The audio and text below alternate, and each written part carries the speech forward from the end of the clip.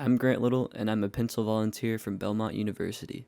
Today, I will be reading the story The Ugly Duckling by Hans Andersen, illustrated by Stella Way. On a farm long ago, a mama duck sat on her nest. "How long must I wait for my babies to hatch?" she said. "I have to sit here all alone, and no one comes to visit me." But what could she do? A mama duck must keep her eggs warm until they hatch. At last, the eggs began to crack. One by one, yellow ducklings stepped out of their shells. They shook their wings and said, "Quack, quack." "Look at all of you," said Mama Duck with joy. "You are all so cute." "Quack, quack," they said. Mama Duck said, "Come and line up. We will go down to the lake for your very first swim." She counted. 1, 2, 3, 4, 5. "Oh dear," she said. "I should have 6 ducklings." But one large egg was still in the nest. "Well," said Mama Duck, "it looks like that big egg will take more time." So she had to go sit on her nest again and wait some more. The next day, the big egg started to hatch. Out came a baby boy bird. But, if one may say so, it was an odd-looking thing. This bird was much bigger than the others.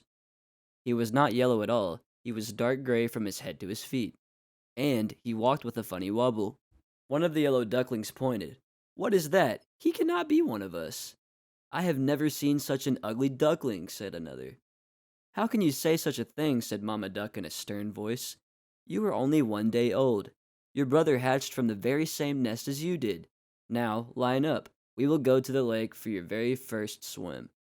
Yet the other ducklings quacked, "Ugly, ugly, ugly." The ugly duckling did not know why the other ducklings were yelling at him. He took the last spot in line. Each yellow duck jumped in the river and swam behind Mama Duck. When it was his turn, the ugly duckling jumped in and started to paddle too. "At least he can swim," Mama Duck said to herself. When they left the water and started to play, the ugly duckling tried to play with his brothers and sisters too. They yelled, "Go away! We will not play with you. You are ugly, and you walk weird too." When Mama Duck was close by, she would not let them talk in this way. "Be nice," she would scold, but she was not always close by. One day, one of the yellow ducklings said to the ugly duckling, "You know what? You would do us a big favor if you just went away from here." All of them started to quack, "Get out! Get out! Get out!" "Why won't they let me stay here?" said the ugly duckling to himself. He hung his head down low. "Ah, they are right. I should go." That night, the ugly duckling flew over the farmyard fence. He flew till he landed on the other side of the lake. There, he met 2 grown-up ducks. "Can I please stay here for a while?" said the ugly duckling. "I have nowhere else to be." "What do we care?" said one of the ducks. "Just don't get in our way." Woof, woof! Suddenly a big hungry dog came tearing by, chasing the 2 ducks. They quickly flew up in the air, and their feathers fell down on the ground.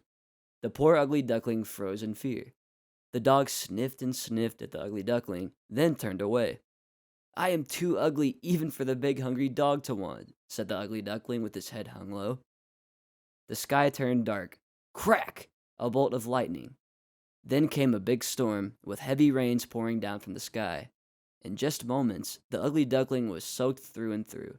Then a cold wind started to blow. "Brr," he said, with both wings held close to his chest. "If only there was a place I could get dry." All at once, a tiny light blinked far off in the woods. Could it be someone's hut? He flew to the door. "Quack," said the ugly duckling. The door of the hut creaked open. "What is all this noise?" said an old woman, looking right and left. Her eyes were not that good. Then she looked down. "Ah, look at that, it's a duck." She picked up the ugly duckling and dropped him inside her hut. "You can stay here, but only if you lay eggs," she said. A tomcat and hen crept up to the ugly duckling. "Who do you think you are, coming in here and taking up room by the fire?" said the tomcat. "Squawk!" said the hen. "I do not need anyone else in this hut laying eggs." "Do not worry about that," said the ugly duckling. "I am a boy duck." "Then why are you still here?" said the tomcat. "Did you not hear what the old woman said?" "Get out of here, pretender!" clucked the hen. Get out!" hissed the tomcat. The door was still a bit open, so the poor ugly duckling slipped out of the door and back into the storm. "No one ever wants me," said the ugly duckling with a tear in his eye. The storm ended. Soon he found a new lake. Looking into the water, the ugly duckling saw the reflection of a flock of large white birds flying. He looked overhead and could not believe what he saw. There, above him, were the most beautiful birds he had ever seen. Their long white bodies and slender necks seemed to just glide through the sky. He watched until the very last bird had winged its way out of view. He stayed at the lake all by himself, and time passed. The leaves of the trees turned deep red and gold, and then the leaves fell to the ground. Winter came, setting a blanket of white snow all over. The cold wind and dark clouds made the ugly duckling feel even more sad. He had to go into the cold, cold lake to fish, but it was getting harder to swim. The lake was turning to ice. One day, it was all he could do to paddle the water to keep it from freezing around him and trapping him in the lake. "I am so tired," he said, paddling with all his might. The ice got thicker and drew closer to him.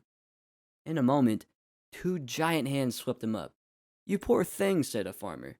He held the ugly duckling close to his thick wool jacket and took the bird to his home. Never was a warm fireplace more welcome. For the rest of the winter, the farmer cared for the ugly duckling. Then spring came. Tips of green-covered trees. Short, bright flowers popped up from the ground. "It is time for you to go to the lake and swim again, as you were born to do," said the farmer. He took the duckling back to the lake where he had found him and set him with care into the water. "Gosh, I feel strong," said the young bird, flapping his wings. "Why, I never felt as strong as I do right now." He heard quiet splashing sounds behind him and turned around. A flock of those same birds he had seen in the sky before landed behind him on the water. "Do not worry," he said to them, holding out one wing. "I will go now. I will not make trouble for you." A big fat tear rolled down his cheek. He turned to go away. When he opened his eyes, he saw a reflection in the water of one of those beautiful white birds. Why was it so close to him?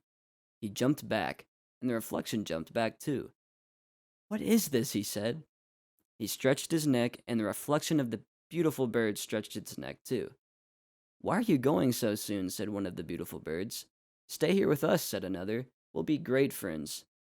Then, the bird who used to be the ugly duckling knew what had happened.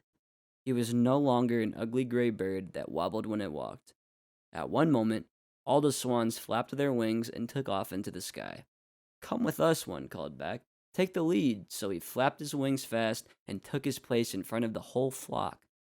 All his new friends flapped their wings behind him. "Say," he said, gliding and dipping through the sky as he sped on, "who's an ugly duckling now? Surely not I." The end.